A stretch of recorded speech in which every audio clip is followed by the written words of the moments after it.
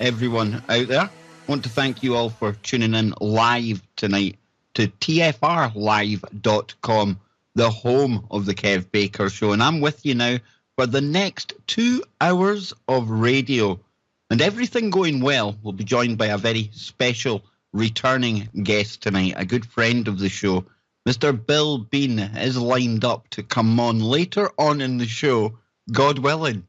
Because so far today, unfortunately, I haven't been able to confirm with Bill that he will be with us tonight. But this is the way Bill rolls. He's a busy guy, and I imagine he will be with us for hour number 2. But don't panic, folks, because I have got plenty for us to be getting into. Now, you know that I'm usually joined by my co-host and good friend, Mr. Johnny Whistles, round about this time, right? The two of us, we're usually joined at the hip when it comes to this radio show. But just recently, poor John's been kind of wiped out by a mystery illness, shall we say. And John messaged me just maybe an hour before the show today. And I'm not sharing anything that is private here. I did say to John, don't panic, I won't share this with the listeners, anything like that. But John actually asked me to share this with all of you out there because John's a bit weirded out and a bit kind of worried about just what's going on with him right now. So he sent me a message today, and the message reads like this. I've got something up, bro. Not sure what yet. It's the weirdest thing ever. Like a wave of, I don't know, some sort of energy. And I mean, and I can't use the next word because it's very descriptive, it's intense. It's burning. And get this part, Johnny Whistles is getting a taste and a smell during all of this going on. And it's not an unfamiliar smell or taste because it's something that he remembers from years ago. And he finishes off by saying something's frying that it shouldn't be. Now, I covered the Aussie flu outbreak that the NHS are warning about in the UK just the other night. H3N2, very violent form of flu, which is doing the rounds this year. And earlier on this week, we had mentioned how the cases were up maybe 40% in 1 week since Christmas. And not being a medical expert myself, obviously, I can't put my finger on what is wrong with John. And having not spoken to him, I'm having to kind of interpret from that message that this is something really, really strange. Something out of the ordinary. He talks about a wave of energy. And let me just preface this by saying, listen, I don't know what's going on with John. However, I do think it's worth throwing out there that Johnny Whistles loves to give that personal touch to the show, as we all know. That's why we love him so much, right? And just recently, we've been covering targeted individuals very, very in-depth with Dr. Eric Karlstrom. Now, because of that, we've come across targeted individuals of our own. And John found out that in his area in Glasgow where he lives was just one of these said targeted individuals. And the show we done that night, it was very, very emotional indeed because it brought everything very much closer to home. I'm just hoping whatever's happening here isn't some result of the information that we're covering. And to all you listeners out there, you might be new to the Kev Baker Show. Please don't think I always go for this kind of hyped up, way out there explanation on things because I actually don't. However, I do think it's worth throwing out there that we might be looking at something not so naturally occurring, like a flu or some kind of infection that the doctor seems to be treating. This could have some more man-made aspect to it. Now, I'm just throwing that out there. I don't know what's up with John. I do know that we're all sending him love, energy, hope and prayers, and let's just all keep our fingers crossed, our Wookiees crossed, everything crossed, that Johnny Whistles will be back with us sometime very soon. But it's definitely very strange, folks. Very strange. Quite worried about the Whistler, I must say. If you're listening in, Johnny, let me assure you, everyone listening tonight is sending prayers your way. Now then, like I say, if you're tuning in live to hear Bill Bean, the deliverance minister, renowned exorcist, and the man known as the spiritual warrior, don't fear, because he may be along as the show progresses. However, I haven't been able to confirm with him yet today. So, like I say, fingers crossed, Bill will be with us as the show moves along. But I've got plenty to cover. Don't panic, folks. Never fear. KBS is here. And, you know, us Brits, we love our weather, right? And we just had Storm Eleanor, if you can call it Storm Eleanor. It was just bad wind and rain. But I noticed today that something very strange in the US and the bad weather over there. And this is a new term on me. And this is after years of looking at geoengineering and stuff like that.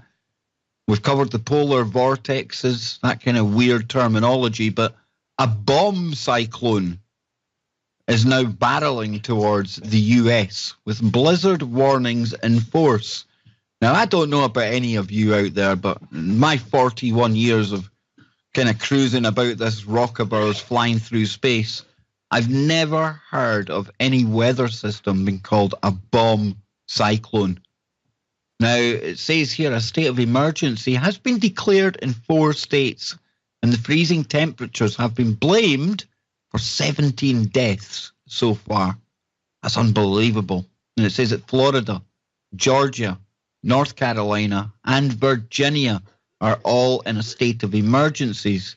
There's blizzard warnings from Virginia to Maine. They're expecting 30 centimetres of snow in Boston and New England. Freezing temperatures blamed for 17 deaths, like I say. First snow in Florida for 29 years.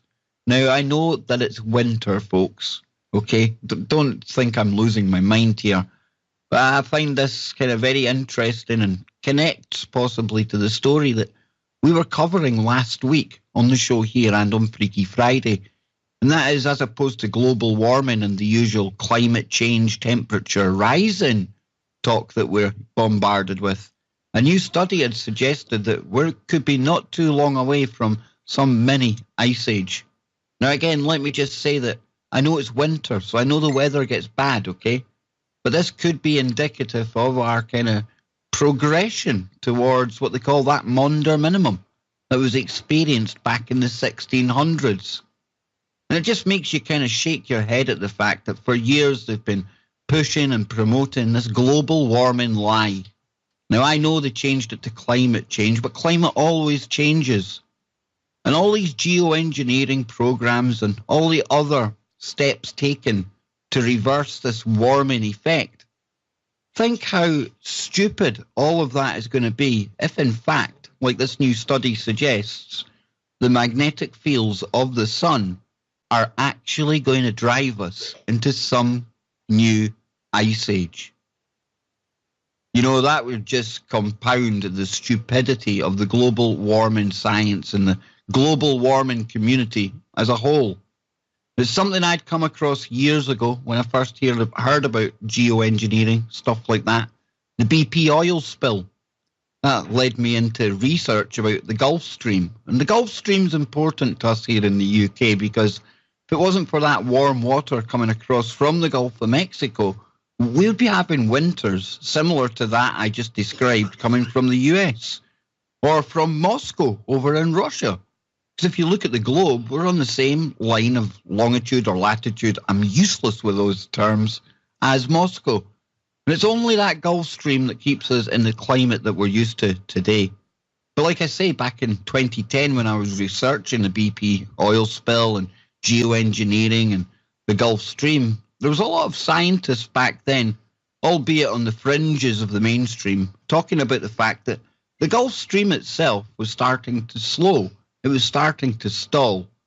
Now, if that ever did happen, they were saying it would be like the day after tomorrow, one of those kind of scenarios where we would be plunged into some kind of mini ice age because that Gulf Stream might just seem like one stretch of water between the Gulf of Mexico and the UK. But when you start affecting one part of that system, the climate system, there's a knock-on effect around the world. And I still maintain that geoengineering that's been done to this day is resulting in the storms and the weather that we're now seeing. There's no such thing as natural weather anymore. There just can't be. And you know something else that I think probably factors into geoengineering and probably more along the lines of terraforming, literally changing the planet that we're living on, is something that we cover often on this show.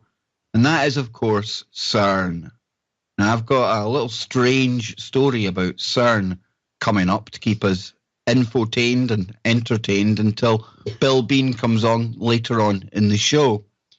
But CERN this year on their website, they wish everyone a happy new year and all the best for 2018. And like I was saying towards the end of last night's show, there's nothing really major on the calendar that's got me excited or has me marking my calendar for anything going down at CERN this year. And from CERN website, it says here that in 2017, CERN pushed the limits of knowledge with many new developments. Its flagship machine, the Hadron Collider, LHC, collected a staggering amount of data, accumulating in 5 million billion proton-to-proton collisions.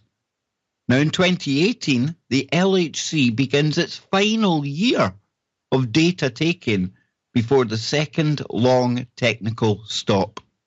This technical stop, set to last from late 2018 to early 2021, will allow CERN's technicians, engineers, and physicists to renovate and improve the accelerator complex, as well as the experiment collaborations to prepare their detectors to fully exploit the future high luminosity of the machine. Now, whether with the LHC or with the many other research facilities, the year looks set to promise many scientific and technological advances to enrich our understanding of particle physics and to benefit society as a whole. And of course, as we've come to learn over the years of working with Anthony Patch, there's a whole lot more going on beneath the surface when it comes to CERN. Let me assure you. And in no small part does what's going on at CERN tie in with the rise in demonic and satanic activity that Bill Bean will be coming onto the show to speak about later on. Everything's here connected, folks. You know, this machine, one way or another, is changing our reality forever. It truly is. And like I said to you, and like that article basically hinted at there, nothing too major coming up this year. And of course, they talk about the future high luminosity of the machine. And they're talking earlier on in the article about 5 million billion collisions. It's a big number, right?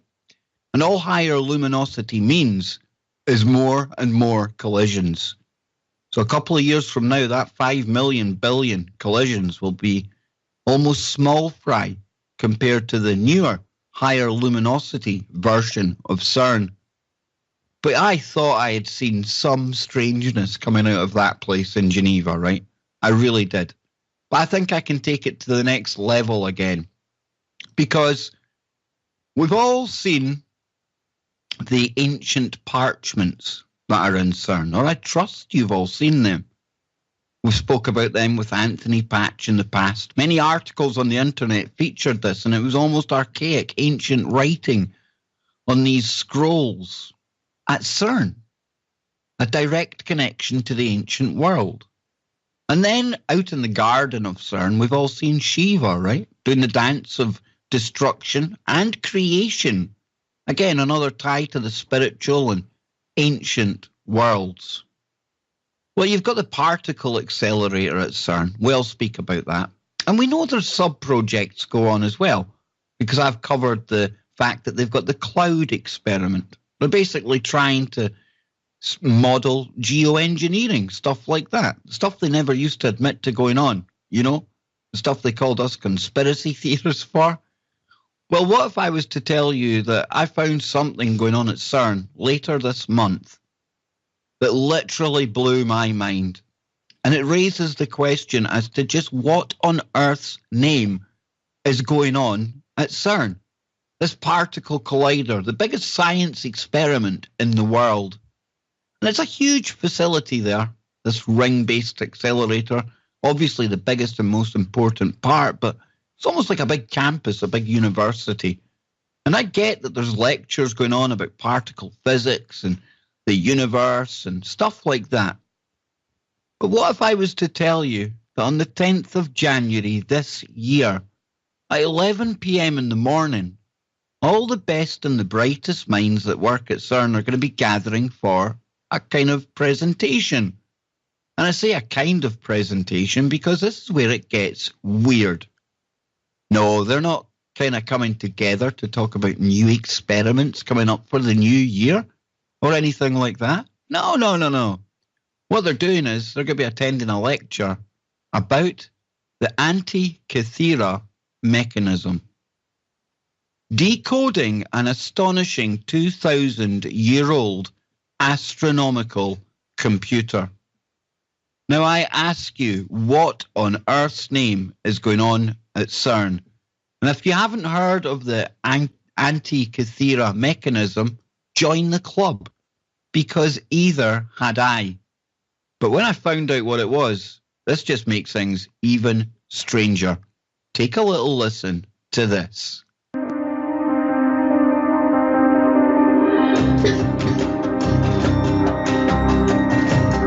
More than 21 centuries ago, a mechanism of fabulous ingenuity was created in Greece, a machine capable of indicating exactly how the sky would look for decades to come, the position of the sun and moon, lunar phases, and even eclipses. But this incredible invention would be drowned in the sea and its secret forgotten for 2,000 years.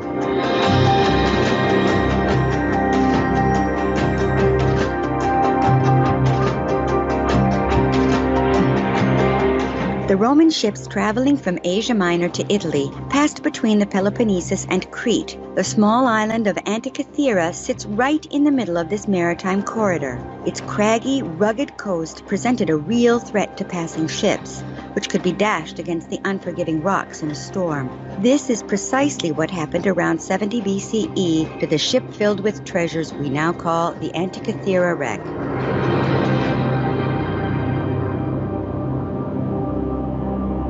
In 1900, fishermen diving for sponges spied a bronze hand on the seafloor. They told the Greek authorities, who, the next winter, searched the Antikythera coast around the shipwreck.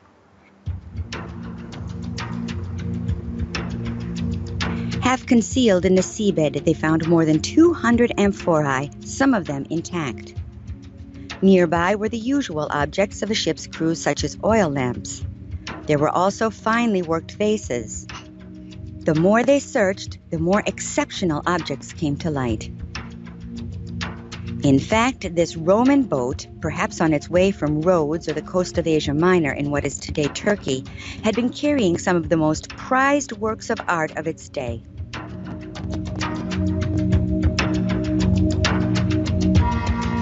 The bronze hand proved to belong to a 5th century BCE Greek sculpture of a philosopher, whose head and some other limbs were later found. Another major discovery was a bronze of Phoebe, a Hellenistic masterpiece sculpted around 340 BCE.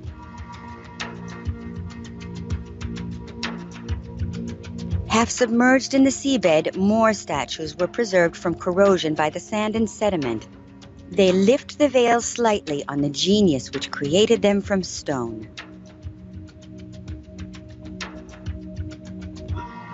Amongst these sublime objects, the divers found an intriguing bronze item, about 20 centimeters high, which began to disintegrate as soon as it was removed from the water. From the first, scientists realized that this was a mechanism for astronomical data. Scrupulously preserved at the National Archaeological Museum of Athens with the other objects from the wreck, the mechanism aroused the curiosity of many researchers. It was only in the 21st century that modern tools for scanning could penetrate the corrosion to reveal in 3 dimensions the interior of the machine. This showed a set of interlocking gears of astounding ingenuity. High-resolution photographs using different exposures brought to light inscriptions on the sides of the machine which appeared to be part of an instruction manual. Scientists compared the numbers inscribed in the text to the number of teeth in the gears and their arrangement, and applied these to the known astronomical cycles of antiquity. Thus, a reliable reconstitution has been made. All the clues point to the same date, including the metallurgical analysis and especially the text analysis. The form of the letters is typical of the period, and the vocabulary used is found on all the other texts of the same period. Given the extensive information we have, a reliable reconstitution can be made. Housed in a rectangular frame, the machine shows data on both sides. In front is the larger dial, showing the 365 days of the year according to the Egyptian solar calendar. Inside, a second circle shows the 12 signs of the zodiac. By turning a handle, one could position the two hands to indicate, for each day of the year, the exact position of the sun and moon, and a small sphere indicating the phase of the moon. In order to guarantee its exactitude, whatever the day or year chosen, a dial on the back of the mechanism shows the Metonic cycle, which reflects lunar and solar cycles over a period of 19 years, corresponding to 235 lunar months. Above this, another spiral dial indicates eclipses of the sun and moon. Okay, so that's enough there. I mean, that should give people an idea, if you hadn't heard of this Antikythera device before. Now, I was blown away, and this in itself would be good enough to talk about on the show, right? However, why on earth are they doing a special presentation at CERN? Bearing in mind that all the experiments and the machinery aren't running right now, so all of these best and brightest minds, they're going to a presentation about a 2,000-year-old astronomical computer. This is the home of the Large Hadron Collider, where the very cutting edge of particle physics and quantum science has been breached. The levels are being pushed. The boundaries expanded right now, right? So why on earth are they having a lecture that attempts to explain the functional details and the operation and the purpose of something over 2,000 years old?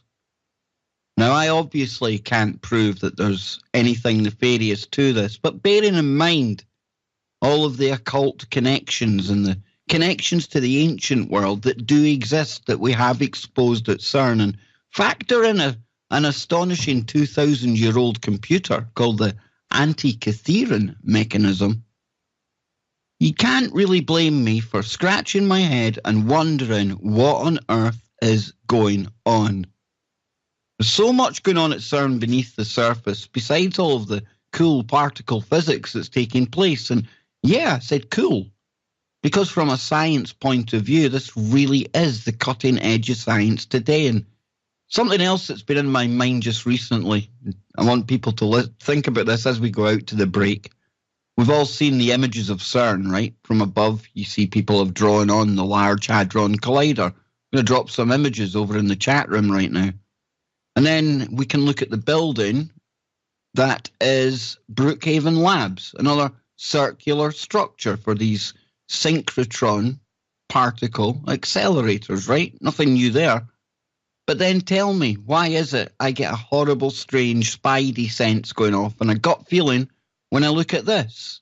The Apple HQ that's just been built, shaped exactly the same as Brookhaven Labs, as CERN. And then we can come closer to home for me in the UK here, to Cheltenham. And what's based there? GCHQ. And what do they have? A big circular building. Just saying, are we looking at particle accelerators being occulted underground that we don't even know about? And bear in mind that we talk about them opening portals to other dimensions, information and data, all of that data being poured over by D-Wave computers. Brought up in the past are the UK government very keen to incorporate D-Wave and the AI into law enforcement. GCHQ just happens to be the listening station for our spooks. And it's centred in a circular shaped facility. Just saying, folks. We'll be back after the break, and we're going to turn up the demonic, the poltergeist effect, because we'll be joined by Bill Bean very, very shortly. We're going to get into some very strange stuff after the break. Stay tuned, folks. Don't go anywhere. Frequency Radio. The wicked ones, obviously under heavy Masonic influence. Welcome back, everyone. Moving into the second part of tonight's Kev Baker Show. Already, where did that first part go to? I'm telling you, this show seems to speed up every night we do it. And I'm here myself tonight because, unfortunately, Johnny Whistles is very, very under the weather indeed. If you're just starting to listen live, I urge you to check out the archive. I was sharing a story from John himself an hour before I went to air tonight, and he's not very well at all. And even John is confused as to just what is up with him right now. So love and prayers to the Whistler. And we're starting to get progressively stranger as this story goes on, because fingers crossed, Bill Bean will be with us for hour number 2 of the show. And obviously, if something has come up and Bill cannot make it, firstly, I apologise to anyone who has tuned in specially for Bill Bean tonight, but perhaps I may be able to line up a very similar special replacement. Stay tuned. We'll see what happens with that, because before the break, I was telling you I was turning up the weirdness, and I don't think it gets much weirder than when you go to the CERN website. Now, exactly, this is on the CERN website, and it's one of their academic training lectures coming up, and it's about the Antikythera mechanism, decoding the astonishing 2,000-year-old astronomical computer. Now, this ancient device maps the moon cycles, sun, zodiac, so many precision measurements taken within the one device. And it really, again, it opens up the question as to the level of technology that was really around 2,000 years ago, 3,000, 4,000 and beyond, because we have so little of the true story of mankind and planet Earth. It's unbelievable. But just to get back to this here, because it says that the lecture attempts to explain the functional details, the operation and the purpose of use of an ancient astronomical mechanism built around 2,000 years ago. The Antikythera mechanism was found by chance in a shipwreck close to the small Greek island of Antikythera in April 1900 by sponge divers. Now, the shipwreck was dated between 86 and 67 BC.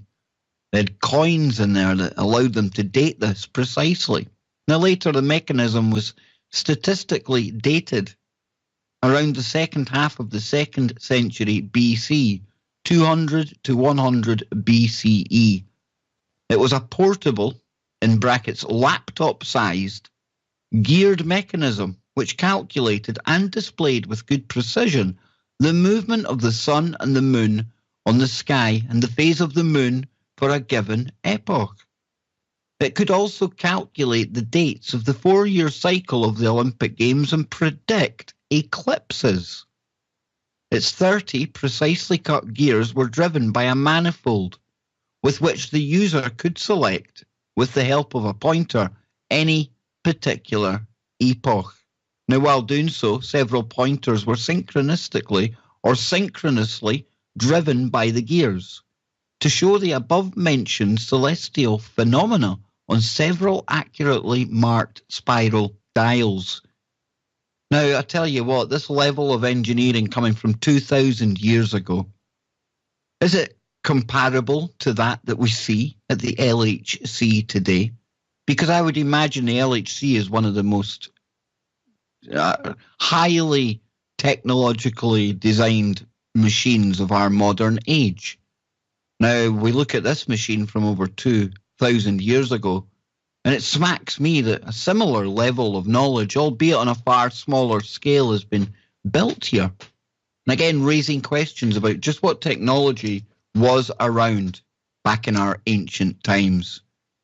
And we mentioned Greece there because that's where this strange little device comes from. And of course, I'm a bit weirded out as to why the boffins at CERN need to be decoding something from 2,000 years ago. And of course, Greece, mentioned it there, Greek islands.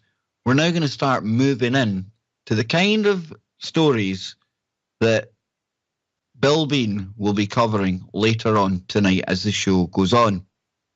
Because a long time ago, thanks to another previous guest on the show, Laura Maxwell, we came into contact with this guy, this brilliant individual called the spiritual warrior, Bill Bean. Now, he's a world-renowned exorcist and deliverance minister. And over the course of several, maybe over 10 shows now, I always ask Bill just what kind of level of demonic activity is he facing at this time. And without fail, it always is on the rise. I was talking with Anthony Patch last night about the violent turn that Bill's cases have taken recently. And comparing that to when he was first coming on, that's something new. It's almost an increase in this activity that's coming from that demonic realm. And it doesn't matter if you're Christian or Muslim or any other religion out there, you know. All we have to agree on is the fact that there are very negative entities. Call them what you will. Jinn, demons, aliens, I don't care. We can all agree that there is something very real to the supernatural. And Bill is on the front line fighting that kind of thing. And we talk about CERN, and many guests come on, talk about being in the end times. Some say we're near the end times. And I found a story today connecting back to that Greek kind of machine we were talking about just a moment ago, because the Christian Today reported this just a few hours ago. Harmless art or satanic figure. A Greek statue provokes outrage amongst Christians. Now, I'm going to post this in the actual chat room for people to see. And if you're listening on iHeartRadio or TalkStream Live, TuneIn radio apps, really appreciate you tuning in. If you want to check out some of the images that I post to go along with the stories to help you see what I'm talking about, you can find that at tfrlive.com. So back to this story. It says a controversial new sculpture of a naked red male figure with wings in Greece has provoked protests from Christians who claim it is a satanic and even an agent of black magic. All of this going on and being reported today.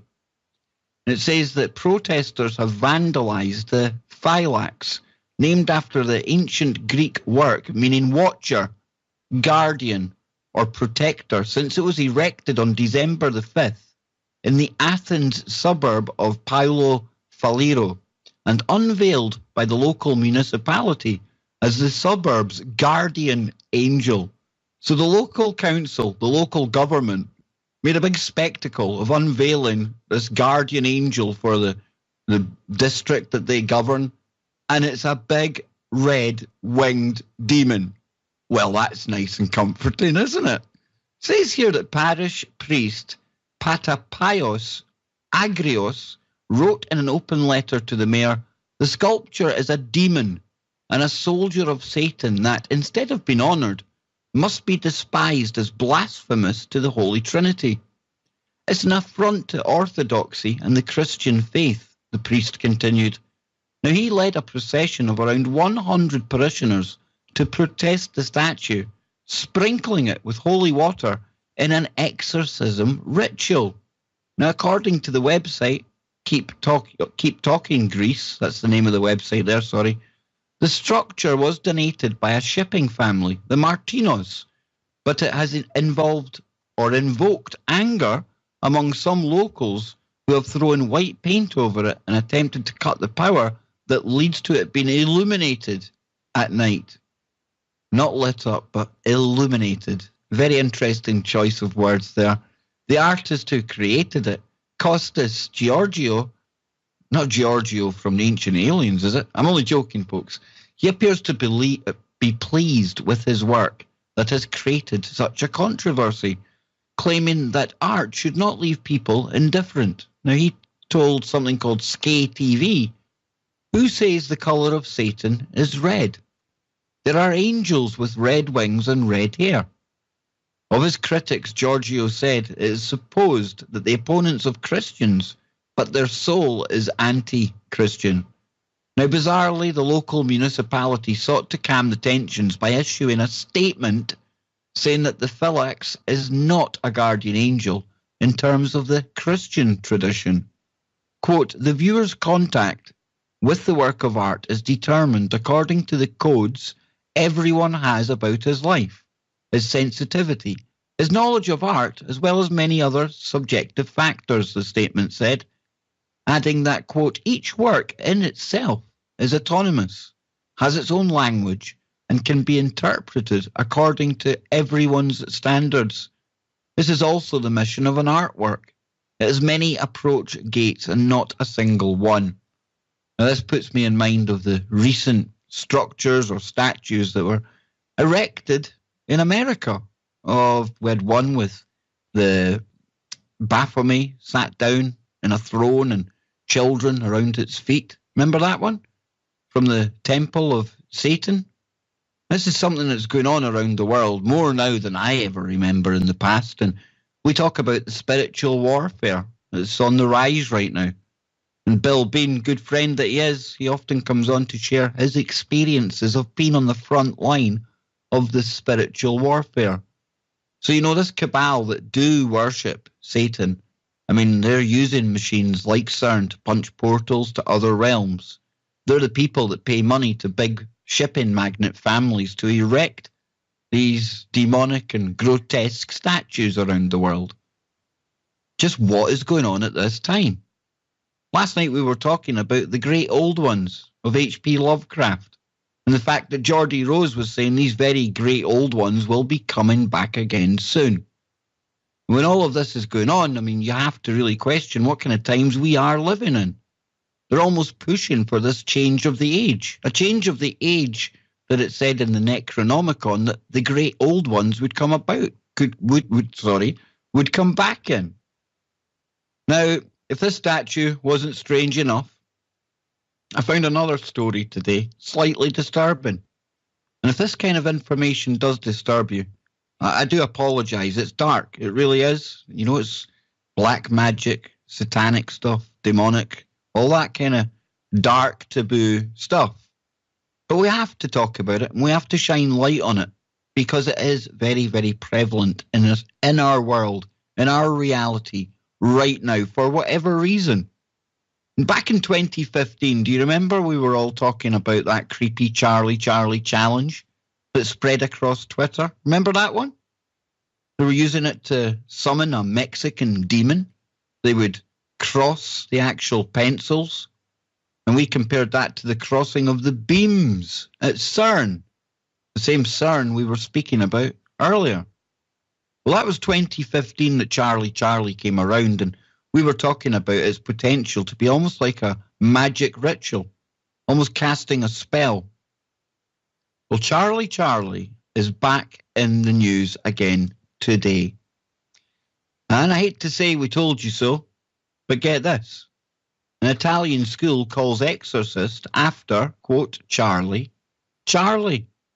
And this was reported on January the 2nd, 2018, a website called the churchmilitant.com. It says Reggio Calabria, Italy. A school in southern Italy called in an exorcist after students allegedly summoned demons with an occult game. Students at Telesio Primary School in Calabria played an occult game called Charlie, also known as the Charlie Challenge. Functioning much like a Ouija board, this game can be used by demons as a gateway into people's lives. Participants propose questions to a, quote, spirit with a pencil. And a pencil will mysteriously rotate left or right on a piece of paper, indicating yes or no. In 2016, the occult game spread like wildfire among youth via social media and is still well known. And this year, a teacher at Telesio caught students playing the game on November the 21st. In response, the school's principal brought in a Catholic priest to talk with faculty and parents about his experiences as an exorcist and the dangers of the occult. Now, the exorcist brought in for the December 4th meeting was Father Piero Catalano. Father Catalano was a pupil of a leading exorcist in Rome, the late Father Gabriele Amorthi. And it says here that he passed away in September 2016, aged 91. But this is where it gets strange, folks. Really, really, really strange. In the weeks following his talk, the teachers and parents, Father Catalano spoke with various members of the press, both Catholic and secular. Now, he claims that St. Pius of Pietrelcina, probably butchering these names, known colloquially as Padre Pio, that's far easier, is a powerful intercessor for exorcists. Now, this was not Talisio Primary School's first run-in with the demonic game. According to anonymous tips to Italian media and teachers, one student in the past became possessed and needed an exorcism by a priest. On another occasion, just over a year ago, a student, possibly even the same one, was allegedly seen suspended in midair as part of a stunt they say was caused by demons. Father Catalano told the press about these incidents, quotes, "This is not a game. Charlie is Satan, and in this way, he takes possession of these young boys. The problem does not only concern the Talisio school, but many other schools in Reggio Calabria, and I would dare say all of Italy. Now, more recently, the school administration has tried to avoid drawing attention to the story. Occult games like this are commonplace in some schools today. They draw in young souls by taking advantage of children's natural curiosity and sense of adventure. Zachary King was once a high-ranking Satanist, steeped in occult rituals, and he got his start at the age of 10 with demonic games just like Charlie. Decades later, after a dramatic conversion to the church, he became a speaker with the All Saints ministry. And King's first involvement in the occult was the so-called Bloody Mary game with his elementary school classmates in the boys' bathroom. Now, I remember talking about this Bloody Mary game when I was growing up. And it goes on to say here that they would chant something into the bathroom mirror, and sometimes a demonic face would appear. And then the little boys would all race out of the bathroom. Around the same time, King also dabbled with Ouija boards. Now, for King, that was the beginning of 26 years in the occult. Now, at the age of 13, he entered a Satanic coven, and by the time he was 16, he had broken all 10 commandments. After college, King became a Satanic high priest. He did what he calls spells for pay on behalf of powerful figures and secret societies. He also was involved in efforts to break up Baptist churches. His usual tactic was entering a local church aiming to be a fellow Christian, becoming a member of the church committee, and then using gossip to turn the community's leaders against each other, thus splitting the congregation. Now, the main part of that story, obviously, is the Charlie game. And here it is, back in the news again. And in this case, it's been reported, although I cannot verify, that it led to one child having to go through the exorcism rites. That begs the question, just what is a real exorcism? I found this from the Catholic Herald today. It says, what is an exorcism? Exorcism is a powerful form of prayer that the church uses against the power of the devil. Question: what is the difference between an exorcism and the sacrament of penance? Well, exorcism is a prayer that falls in the category of sacramentals, one of a number of sacred signs instituted by the church, quote, to sanctify different circumstances of life, thus varying from the 7 sacraments of the church instituted by Christ. Now, the sacrament of penance forgives sins and reconciles the faithful to the church. renewing baptism and bestowing grace to fight evil and grow in virtue. As a sacramental, exorcism prepares a person for the grace of the sacrament. And the last one here says, why does the church even need exorcisms?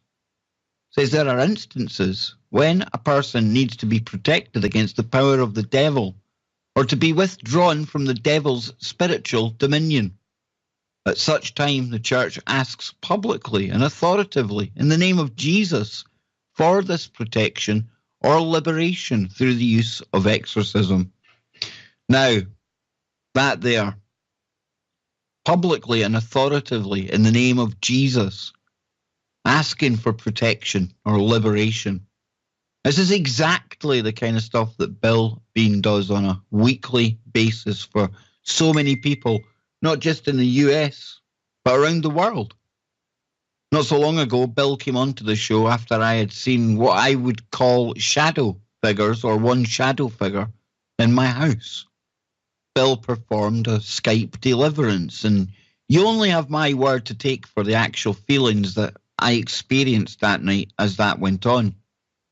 And I'm telling you, there's something very, very real to this whole demonic possession and exorcism world that we're hopefully going to be entering with Bill in just a moment. But you know, I found even stranger stories than this today. Even stranger than that of Charlie being back in the news. Get this. Hollywood has been exposed right now, and all of its links into the more sordid and sick kind of stuff that they get up to. And I imagine that there's a very satanic cult that runs somewhere within the Hollywood hierarchy.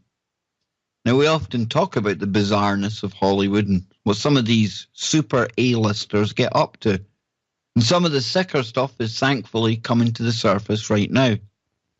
But there's a new movie over on Netflix, and it stars uber A-lister Will Smith, who I find very, very strange at the best of times.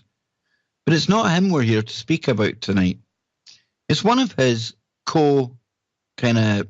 co-stars within a movie called Bright. Now, this actress is called Lucy Fry. And when she was auditioning to play the part of an elf in this new movie called Bright, she was asked to do something very, very strange indeed as part of her audition. She was asked to perform a mock exorcism on one of her co-stars. And not just any co-star, but to get a place in this film called Bright on Netflix, Lucy Fry had to perform an exorcism on Will Smith as part of her final audition. Now, I was actually looking forward to watching this movie anyway. It was on my kind of things to watch list. But now that I've found this out, it is shot right to the top. And it says here that Australian actress Lucy Fry had a very strange audition with Hollywood star Will Smith involving an exorcism and a made-up language, all to land a role in the Netflix film Bright. The fantasy film, directed by Suicide Squad's David Ayer, stars Smith as a cop, working alongside an orc played by Joel Edgerton in an alternative version of LA in which supernatural beings live side by side with humans. Fry landed the role of Tika, an elf, but only after 4 auditions, including a very strange one with Will Smith. Quote, David Ayer got me to improvise and to scream, so I was yelling and making up words because at that point, for the Elvish, they just got us to speak the English words backwards, just to see if we could deal with speaking gobbledygook. And then, after that scene, David said, okay, now I need you to perform an exorcism on Will Smith. So I stood up behind him, I put my hands over his head, and was pretending to pull stuff out the top of his head. The exorcism scene clearly worked, and Fry can soon be seen in the Netflix film, which I can tell you is out now. But is it just me that finds it really, really weird and strange and almost typical of what we know of Hollywood these days, that a young actress, goes to play the part of an elf? Yes, she does some auditions where she does some speaking gobbledygook, just like she will as an elf, but what on earth's name is performing an exorcism, albeit a mock one, on Will Smith? What's that got to do with being in the movie? I tell you, there's some weird stuff goes on in that Hollywood, and this here, just a flavour of it. Now, we'll be back on the other side, hopefully, just hopefully. Oh, please, please, please, Bill Bean will be with me, and we'll be able to get into all of Bill's latest adventures. But if not, never fear, because I'm sure I'll be able to open the phones up for all of you to phone in about demonic possessions, exorcisms. Maybe you want to speak about CERN. Maybe you want to talk about Trump. I don't know. I don't care. But if Bill Bean doesn't turn up, folks, I'm sure I will be able to open the phones up and we will get through this next hour of radio. I've got a whole lot more weird stories coming up after the break, let me assure you. And of course, I am Kev Baker. This is the Kev Baker Show. And I'll be back on Freaky Friday tomorrow night and with Anthony Patch on his show as well. And coming up right after the Kev Baker Show tonight, Phoenix Rising Radio. Don't go anywhere. Back on. This is the Kev Baker Show.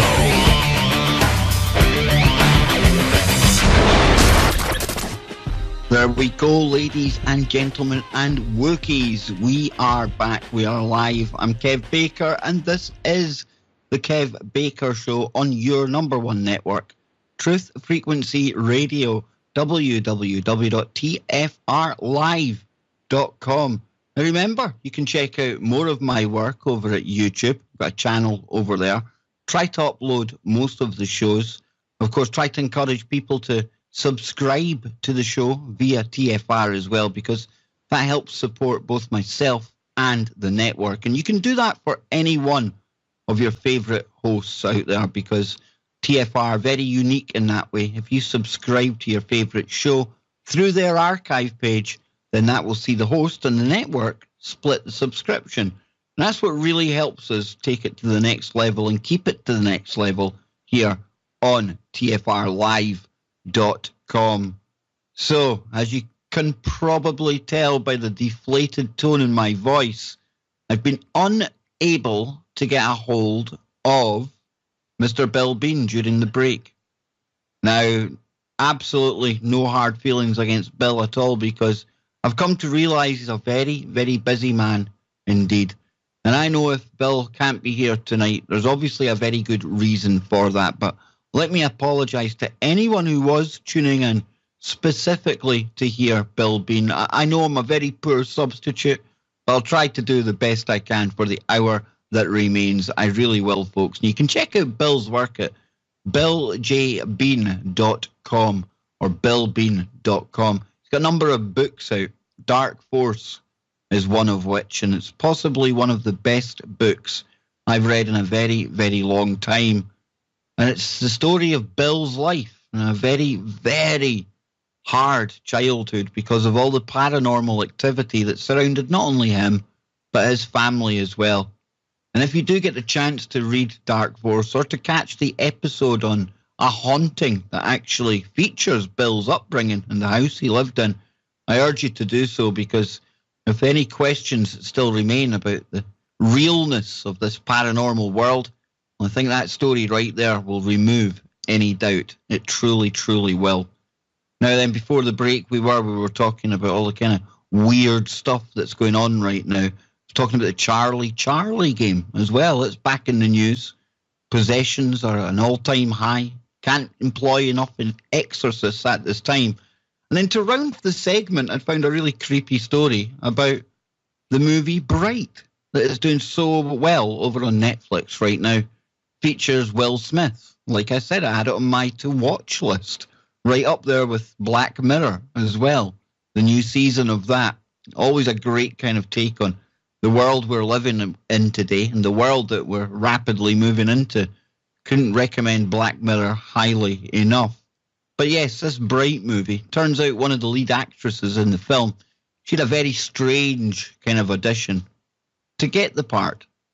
And that audition featured or included having to carry out a mock exorcism on the uber creepy Will Smith. And I say uber creepy, right, because there's almost like that cut above the A-listers that are just super, super megastars. And for me, they're the ones that I would suspect attend the Kubrick-like Eyes Wide Shut parties. And of course, your man Will Smith, very, very close friends with the Obama-Nocchio, or the Obamanoid, as myself and Johnny Whistles used to call him.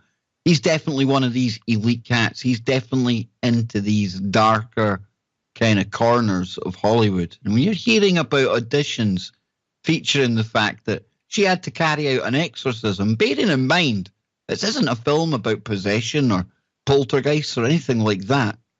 It's a film set in LA with kind of orcs and elves and that kind of stuff. So why on earth's name are they asking somebody to take part in a mock ritual exorcism?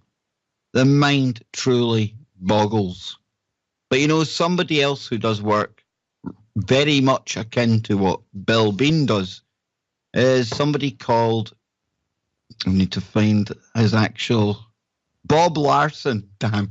You see, I'm trying to do this 2-hour show myself here tonight. It's put me all wrong now, but I'm back on track. I found my link. And this is somebody that does very, very similar work to Bill. Lots of videos over on YouTube. And it says here, Arizona-based exorcist. Get this, folks. Now I'll let you decide if you agree with this or not. Half of the world's population has demons. And this exorcist is turning to Skype to try to release them. Now, people might think that whole doing this kind of thing by Skype doesn't work.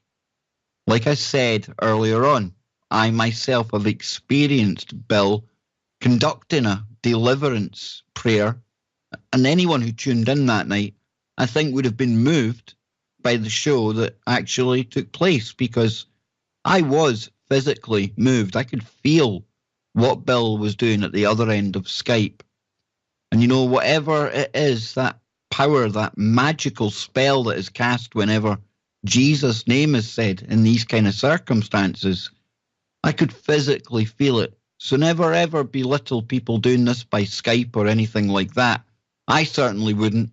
And maybe until it happens to you, keep an open mind, but definitely something to this, folks. And it says, Mother Teresa, the Roman Catholic nun who devoted her life to serving the poor, was exorcised on her deathbed in late 1996. And that's according to published reports, because the Archbishop of Calcutta feared she was being attacked by the devil at the time of her passing. Now, exorcisms, the religious practice of driving the evil spirit or demon out of somebody who is believed to be possessed, are on the rise. And that's not according to me or Bill Bean. That's according to the National Catholic Register. Quote, if Mother Teresa can have a demon, anybody can, said Reverend Bob Larson, an Arizona-based, self-described Protestant exorcist. Quote, people think if you have a demon, you must be an evil person. When I came back to America after traveling, I started looking for it. Oh, I heard a ding on my phone there, folks. I thought Bill is checking in. Sorry about that. I started looking for it here, and I found it pretty quickly. There was a lot of evil. Now, Larson travels the country presenting exorcism seminars and charging for one-on-one sessions. Now, not everyone is a believer, and I get that, folks, but Maureen McAllister, the proprietor of the Facebook page Bob Larson is a Fraud, said multiple members of her Facebook page have caught Larson exorcising the same woman in different cities. Now that there is quite questionable. I admit that. And that's the difference with Bill Bean, because Bill never asked me, my mother, or anyone else that I know of for one dime for the work that he does. But I came across a little clip today that I'll share from you with Bob Larson. And he says that half the planet may be possessed by demons. And I don't know if I'd go that far. However, I do know that the demonic and darker activity is on the rise. Not only down to the fact that we've got this evil cabal running the planet, but they've also got things like CERN and D-Wave computers firing off as well. And this exorcism features somebody called Jesse. It's a typical story because Jesse, unlike many other victims of possession and poltergeist activity, actually had a very sad and very fraught upbringing. Take a listen to this. Got some issues, Jesse? Frequently. Like? Past issues of abuse, child abuse, being abused as a child. And are you angry about that? very, very. Who are you angry at? Who abused you? My father, my mother, both physically, mentally, verbally. We're going to break this curse, Satan. We're going to go back to where it started.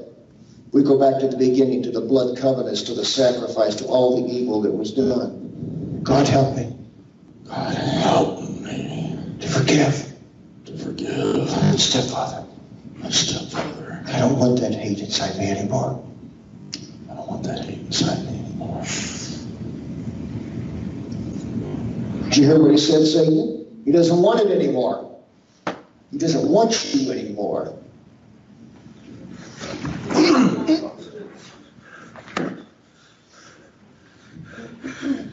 You want to take him?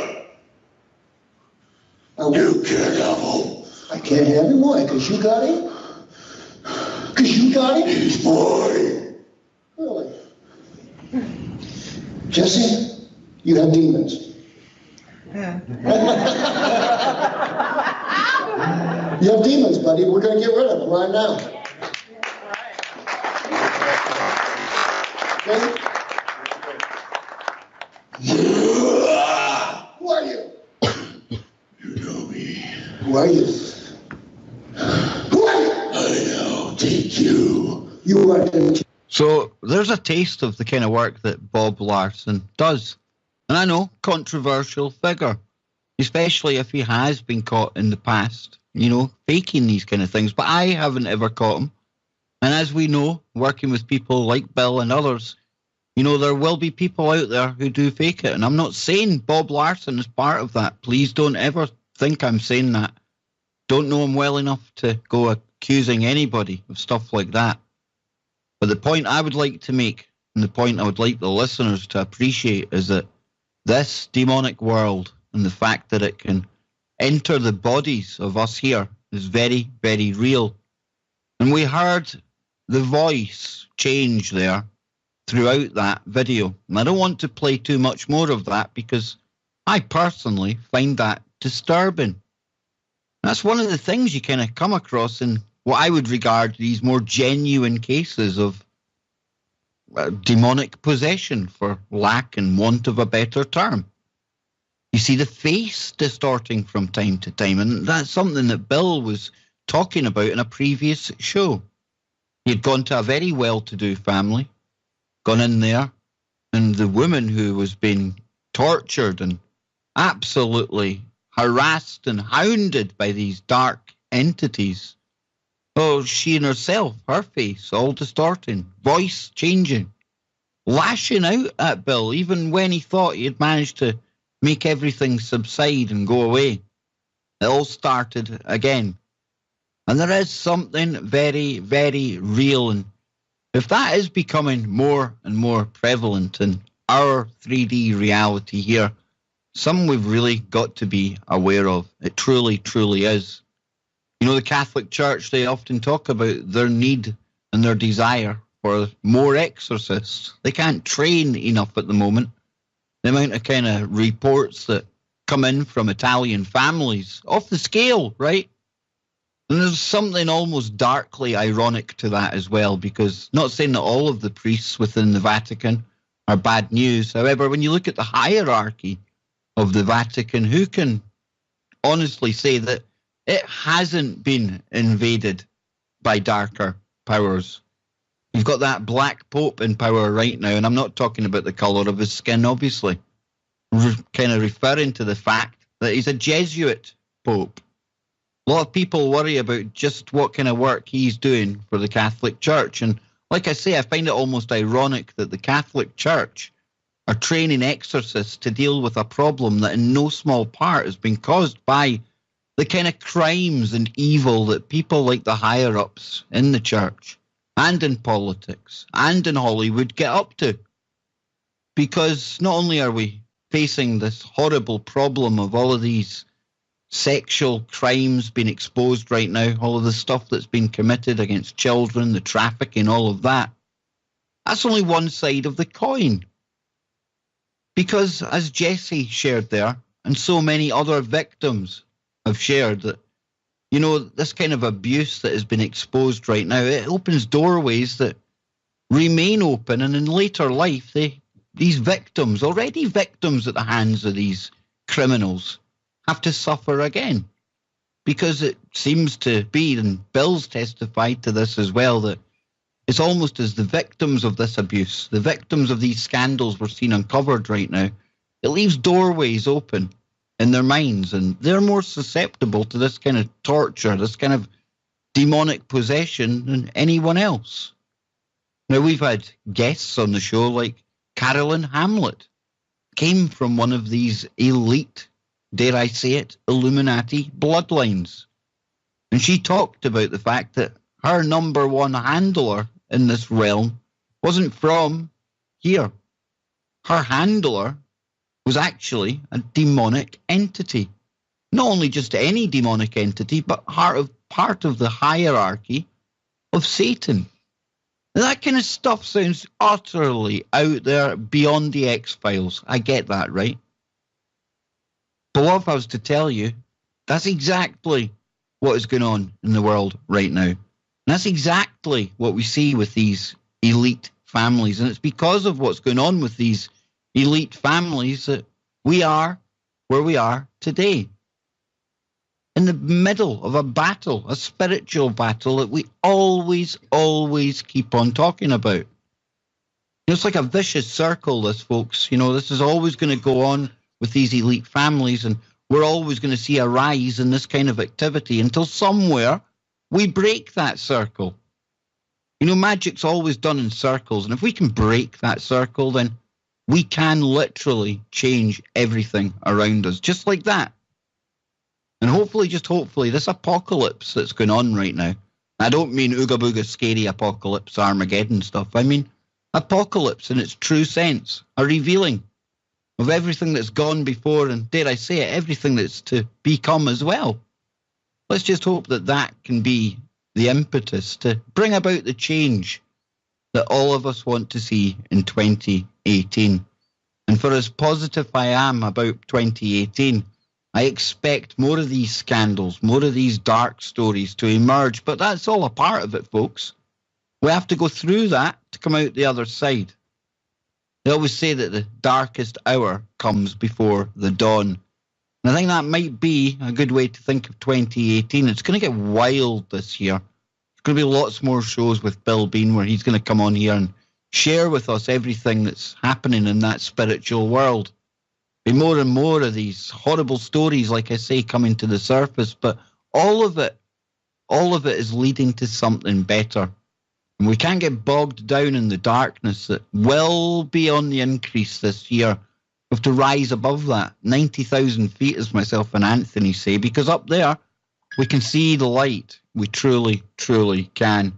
And Bill Bean has just messaged me, folks. There he is. I will give him a quick call just now. I know my mum. I'll tell him, give me 2 minutes. I know my mum out there right now. She's going to be absolutely over the moon.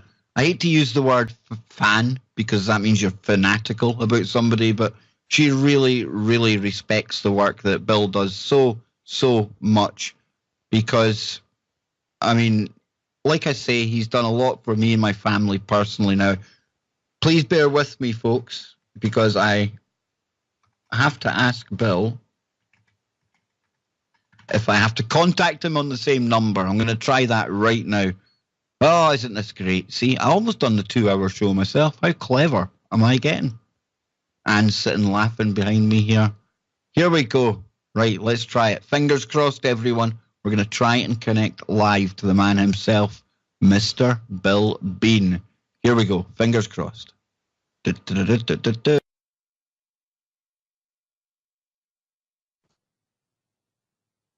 Oh, this is this anticipation now. Does he answer? Does he not? Hello. Hey, Bill, how are you doing, my brother? It's Kev here from the Kev. Oh, Kev, I'm so sorry for being late. I just thought about you, and I can't believe it. I got home from a trip. I was in Tampa, Florida, and I had no sleep last night. And Bill, came Bill, home, can I ask took a you? shower, laid down, and I was out. Can I ask you just to try and maybe, if it's okay, because I realise you've just woke up. I'm terrible, I'm a pest, but if you could speak right into the microphone, because that was really, really quiet there, Bill. But how you doing anyway, brother? How's this? Is this better? Far better, Bill. It certainly is. And I've been Praise going God. over a whole host of stories here, Bill, in preparation for you coming on. And you know, we're seeing all of these revelations coming out about Hollywood and beyond right now. And we've often spoke in the past about how this leaves doorways open and these victims become victims again later on in life. Well, I came across a really strange one today, Bill, because there was a story about a recent movie in Hollywood in which one of the actresses, as part of her audition, was asked to conduct a mock exorcism on Will Smith, no less. Now, if this doesn't indicate the kind of things that these people are into and why we're living in the times we are right now, I really don't know. Kev, I've been saying this for years, and, you know, people have thought I was crazy and called me conspiracy theorist or whatever. I have been warning people about Hollywood and these things and these messages that they put in plain sight in front of people for years. And just now, because people are finally starting to wake up, you know, they're seeing that this is actually real and true. No, they really are, Bill. And I expect in 2018, even more of this is going to come to the surface. And like I was saying to the audience, we often, and I think I've lost Bill there. What happened there, folks? I'm going to have to use my Jedi mind powers again. Let's see if we can call Bill back. Are you there, Bill? Yes, I'm trying to work my Jedi mind trick here, folks, to see if we can get Bill back on the call. Mr. Bean, are you there, sir? Okay, what I'll do, I'll try and call Bill again. Is he there? Is he not? You know, it sounds like I'm actually doing some kind of seance on air here, but I'm not, folks. I promise I'm not. I'm not trying to channel Bill in from Tampa, Florida. Bill Bean. Hello. There he is. Bill, you're back with us. But I was kind of telling the audience that often when we talk, each time that we do get together, you report to me an increase in the kind of activity that's associated with these demonic entities. And how has it been this time, Bill, since the last time we spoke? Have you had any kind of dramatic cases come up? Nothing of the magnitude of what took place, you know, when we discussed the October 27th case. But yes, there has been one interesting one. Well, they're all interesting, but one that took place, I think, after that. I don't know if we discussed that or not. It had taken place about an hour north of Albany, New York, way up there. And as you know, the East Coast and going into areas like that are just absolutely bombarded right now. And thank God we got a little bit of snow, but we didn't get the blizzard that the rest of them are getting. It stayed a little east, and it was enough to, you know, spare us. And I had a flight today. This is why I'm late coming on the show. I was in Tampa, Florida, and I had no sleep last night, just a couple of hours, and I came home and took a shower and laid down and went to sleep, and that's why I was late. I woke up late, and I just thought about it. I thought, oh, no, you know, I'm supposed to be on the couch, but I was down in Tampa helping two families down there. I've been to them before. They're wonderful people. And sometimes, Kev, when these deliverances take place, sometimes the person or family or victims, whomever it may be, can move forward, and they never have any problems like that again. And other times, there are people or families or victims that do start to have these types of issues again. And so it's my job to give them not only the aspect of deliverance, God working through me, but a game plan and positive reinforcement to ensure that it doesn't come back, or if something tries to come back, then it's kept under the foot of the victim or victims. And so that was pretty much what my, role was last night. And of course I went, and it was 2 different homes there in the Tampa area. And let me tell you, those people are freezing down there right now. They're not used to 30-plus degree temperatures, and that's what they have down there right now, Kevin. It's unbelievable. And, here in Maryland, we're in the frigid zone, but the people aren't used to that in Florida, and it's a major deal for them. No, absolutely. I mean, I was sharing at the start of the show, Bill. I mean, I'd never heard of this before, but they're calling this a bomb cyclone weather front. And I mean, with all the geoengineering and everything that takes place around the world now, I don't think any of our weather is natural anymore. Everything we're seeing is either directly or indirectly coming from that dark cabal. I'm with you 100%. And look, this is another thing that back in 1996, when this first started happening, I was studying about it, and I started talking about it, and people didn't believe me. They didn't want to believe it. How could this be? It's impossible. Well, we see it now, and we see it being discussed in open. And so we know this is true. We know it's real. We know that there are negative adverse effects as a result of these things. And this is our reality. And so the only thing that we can do or should do through all of this is continue to make God first and have that strong connection with God. And so whatever happens, we'll be able to deal with it accordingly because God is with us. Absolutely, brother. And we'll be back on the other side. We've got one segment to go with Bill Bean. You can find his work at billbean.net. I urge you all to check that out. Spiritual Warrior coming up live after the break. Real people, real radio. Initiating the truth frequency. This is Truth Frequency Radio. Welcome back, ladies and gentlemen. You're tuned in to the last segment of tonight's Kev Baker Show with me, Kev Baker.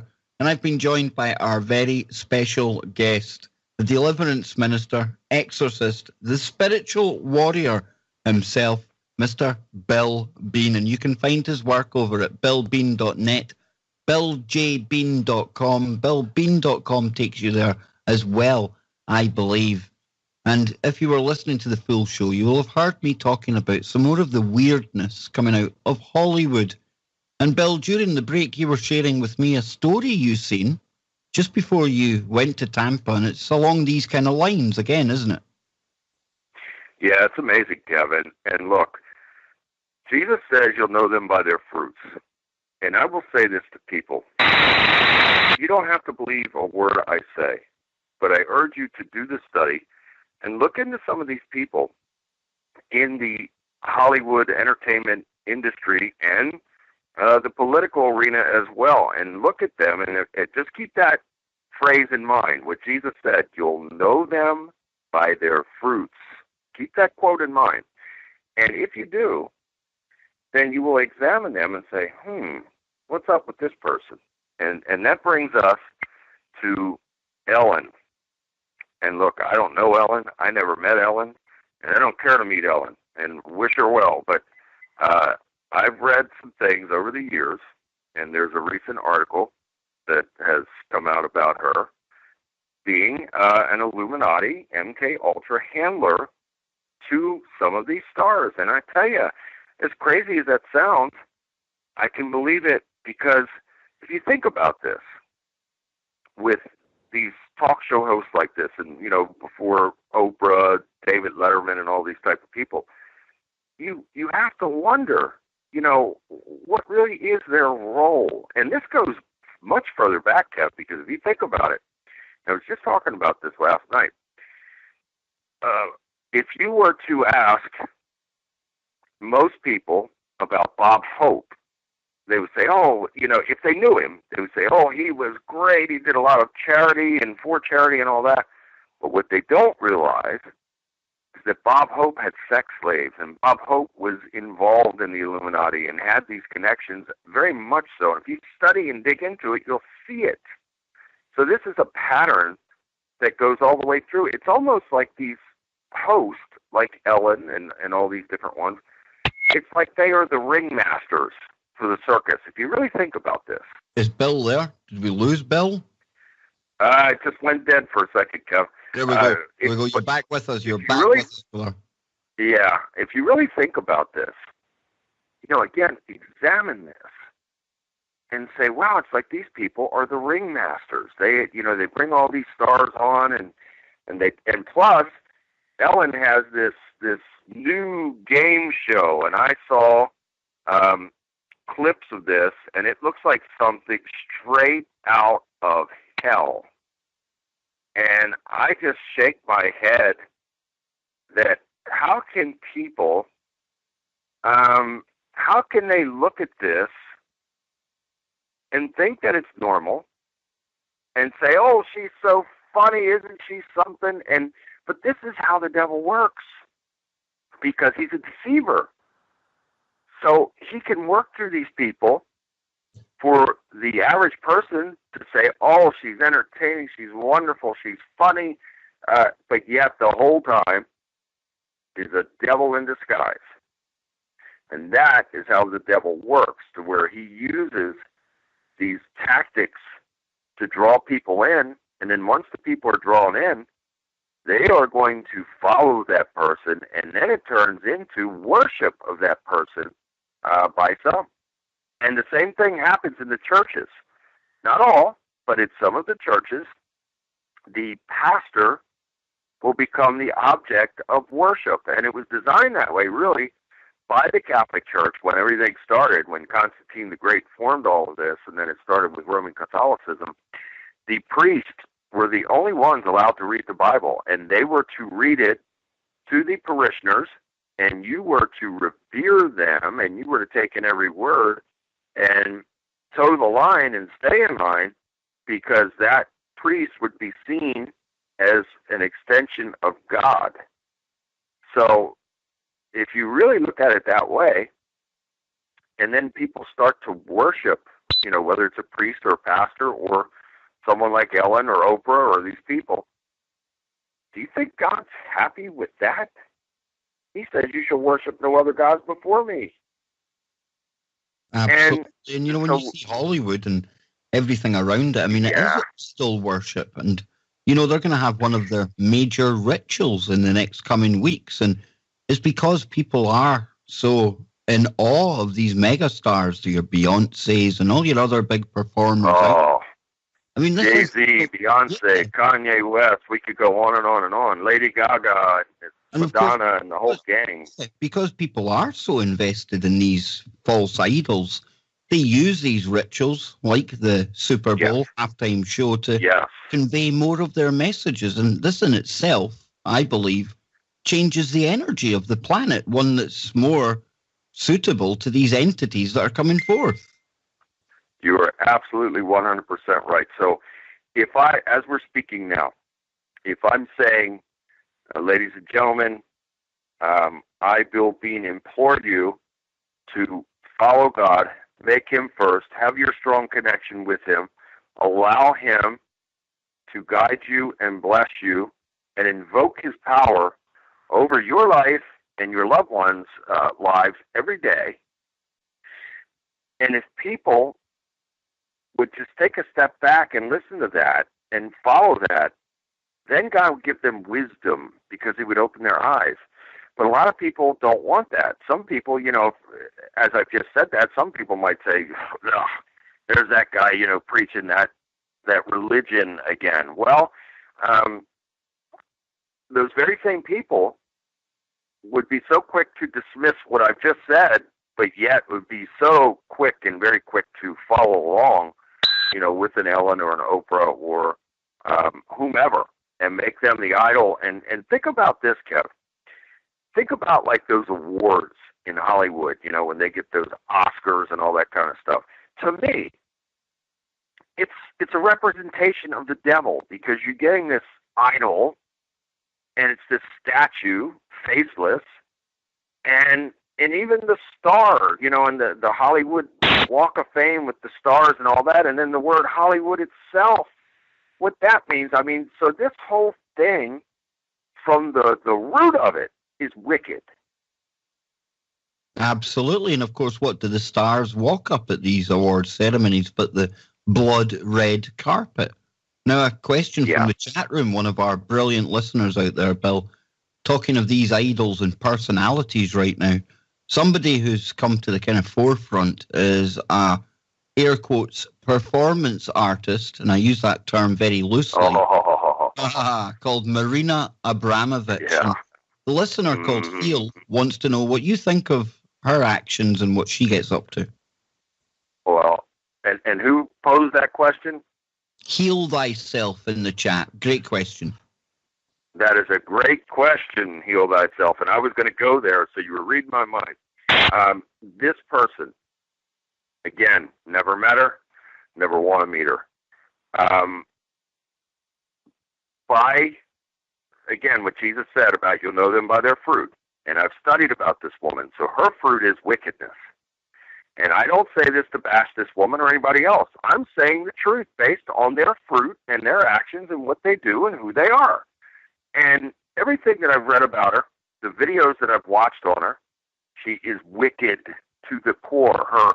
Her Twitter handle is Morena666, and she's tied in with the Pizzagate thing, which is the largest pedophile ring on the earth. And she's tied in with all the players, whether that's in the political arena or the entertainment industry, and they worship her. They follow her. The Lady Gagas and all of them. So there was just some event I read, again, before I left for my trip to Tampa.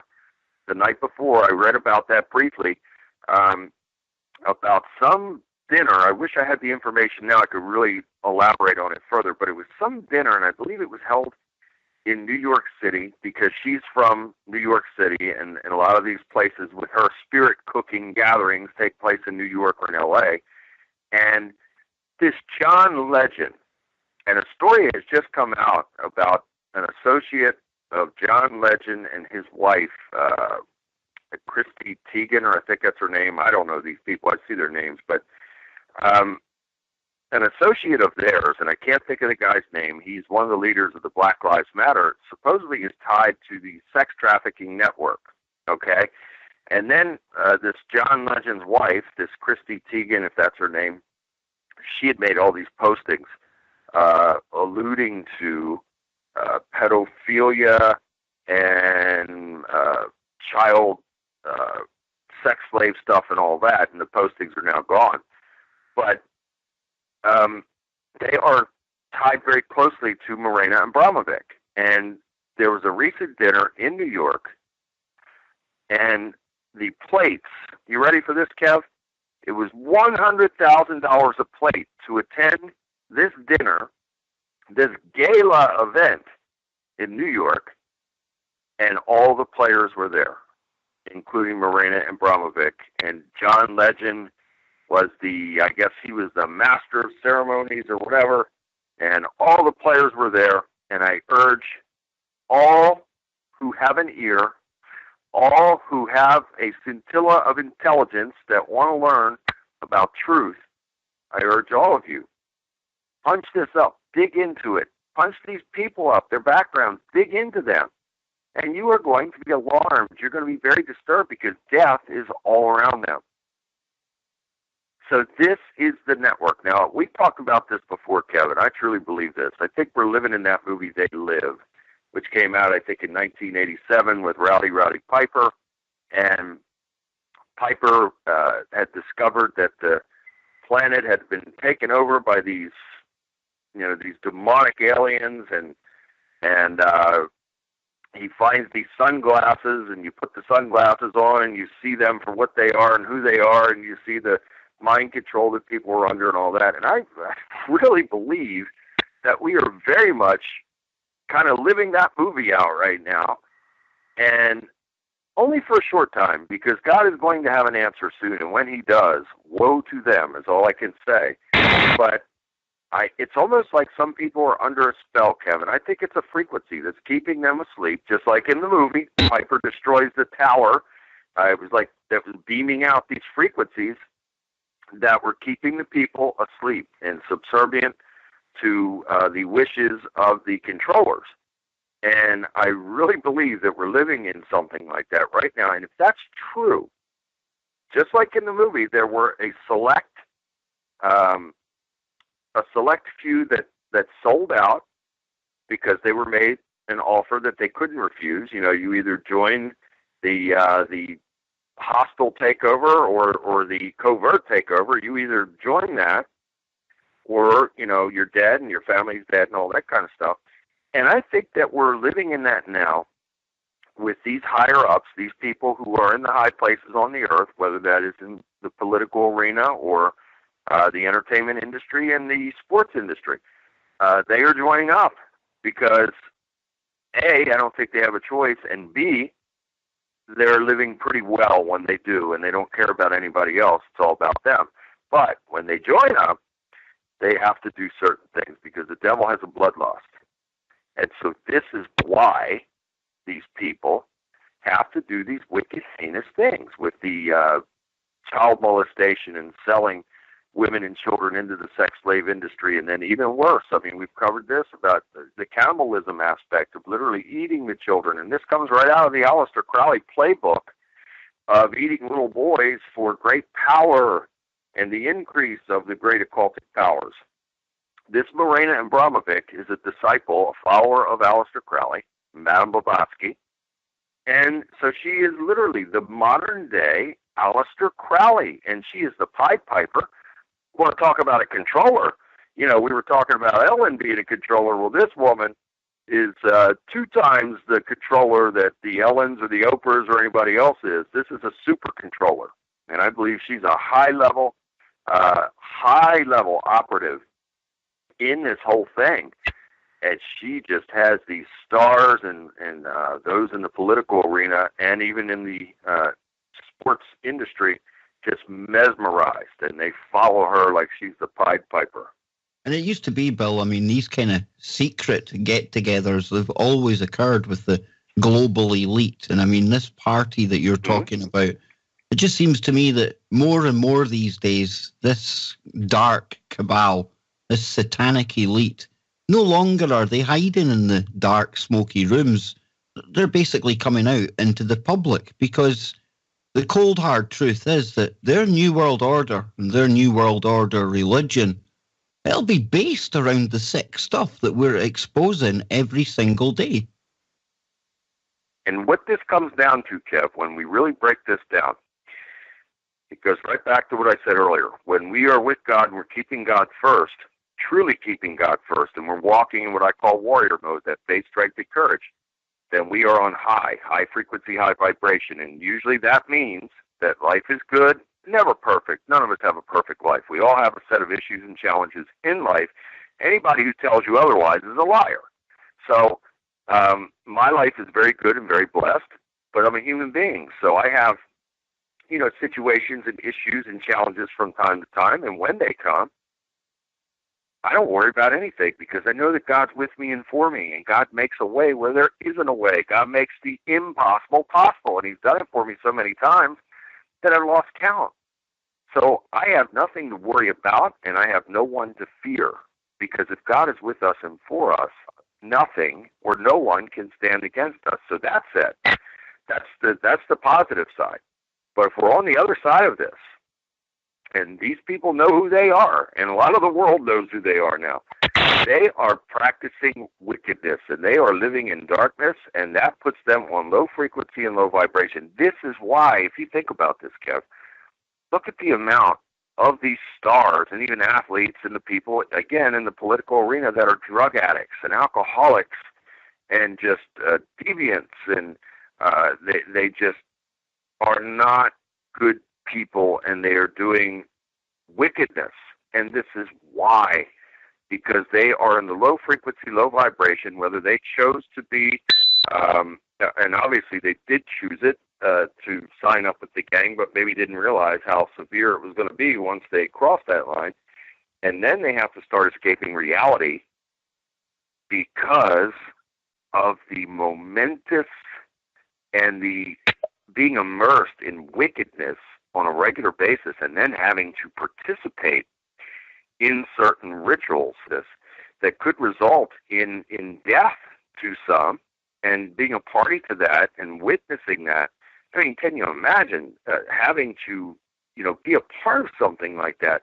I don't care who you are. If you are a part of something wicked like that, you are going to be immersed in darkness, low frequency, low vibration, and life is not going to be good. So these people put on their facades, to where when the cameras are on them, they're all smiles and everything is great. But behind the scenes, they live a horrific life, and I wouldn't trade places with those people for 1 second. No, and you're bang on, Bill, when you kind of describe it as being like they live, because it's very, very like that. And if we think about these elites right now, the older higher-ups, I mean, we can certainly make a case for these people being demonically possessed with some of the stuff they get up to. And it's a vicious circle, Bill, because obviously they subject the younger children and people like that to these rituals, and they are victims. And, 99.9% of these poor victims we never hear of again. But there's that 0.1% as well of these victims who go into the system. And eventually, over time, they'll become the new stars in Hollywood. They'll become the new big bankers. And dare I say it, they'll go on into politics, some of the ones that don't fall by the wayside. And this is how it all repeats again, because after this happens to these children, as we've covered before, that doorway is open so that these entities can control them. It's a vicious circle. Exactly. Because the devil has a bloodlust, and he demands to have that bloodlust filled and fed. And he will continue to do it, and as long as there are people that are, that's what these shows like American Idol and this, what's the other one, The Voice and X Factor and all this, that's what they're really about. The overall message, the underlying theme is, what would you do? How far would you go? How bad do you want this? Would you sell your soul for this? That's what it's really about. Exactly. When people really stop and break this down and look at it, that's what it's really about. And like you say, Bill, I mean, there's not any money in the world that could make me, quote, sell my soul to the devil. As we hear so many of these people confessing later in life, it's just not for me, that's for sure. Now, before I let you go, Bill, something you were mentioning during the break was scriptures. I don't know if you want to briefly get into that before we go. We've got about 5 or 6 minutes, but what have you been noticing? Man, does the time go by fast, brother? Too fast, Bill, but don't worry, I'll book you again after the show. But what's happening with the scriptures now, Bill? Well, I was just talking with the families that I helped last night in Tampa, and you got to be careful, Kev, because some people are fragile. They can't handle this when you talk about these things, and so I have to be very careful and allow God to speak through me to those He will have me to speak to in person about this. But there are so many scripture changes now, hundreds. And I was talking about with this, with the families last night in Tampa, and they just couldn't believe it. They got their Bibles out. I showed them, and they were just, every time you show people, they're just blown away. And it's very disturbing, but it's very true. And for anyone, again, who would think that I'm a madman and that there's no changes in this whatsoever, I would say this. Now, the Bible is, the King James Bibles are made by Nelson, which is a division of HarperCollins, which is probably, if not the largest, one of the largest publishing companies in the world. And so think about this now, Kev. Why would, and the Bible is the most widely distributed, most read book in the history of the world, why would there be any kind of grammatical errors in the the ultimate book and document of the earth? There wouldn't be, right? No, there just wouldn't be, Bill. It's not. No, that's not happening. Okay. That said, we now have Ebonics in the Bible. So Genesis 13, verse 8 says, "And Abram said unto Lot, Let there be no strife, I pray thee, between me and thee, and between my herdmen and thy herdmen, for we be brethren." We be. We be? We be. And that is Genesis 13, verse 8. So for anyone out there who's got a King James, or just punch up King James online or BibleGateway.com, punch it up, King James Bible, Genesis 13, verse 8, and just be prepared to be shocked. We be brethren. And you know, Bill, I think these forces that you fight against regularly have realized just how important and how big a cornerstone the Bible and your faith is. And you know, for these Mandela effects to be occurring to you with the Bible so often, brother, I honestly do think they found a way of almost getting at you. I'm almost going to try to get you to question your faith, but I've got a message for the dark side out there. Bill will never be questioning his faith. Isn't that amazing? And again, the devil never stops, but this is where we must do our job and our part, our obligation, our responsibility. For me, that is to God. So I've decided to make God first in my life. God has put this calling on my life. So therefore, I'm committed to God. And if I'm committed to God, I must be committed to excellence. And if that's the case, then I must rely on God to give me wisdom and discernment. And this is exactly what God has been doing. This is what he continues to do. And it is strengthening my faith. So this is what I say to people. Don't let this weaken your faith. Let it strengthen your faith, because this is part of the great deception. This is part of the ultimate test of faith. And those who stay strong and committed to God and remain in that warrior mode, walking in that faith, strength, and courage, it will be like Daniel in the lion's den. Nothing will happen. And to those who have forsaken God and continue to do so, woe to you, and I pray that you will repent and come back to him before it's too late. And for anyone out there, and Kev, I want to thank you so much for having me, and my deepest apologies for being late, and praise God for putting you on my mind to quickly get in touch with you. But thank you again for having me on, brother. I look forward to the next time. And for anyone out there who may be having these difficulties, whether you feel you're demonically oppressed or cursed or whatever it may be, don't hesitate to contact me. And Kev has given out the websites, and whether it's BillJBean.com or BillBean.net or BillBeanMinistries.com, or you just punch me into Google. You'll get the phone book, and you can contact me, and I'll be there for you no matter what. I'm busy, but I'm never too busy to help somebody.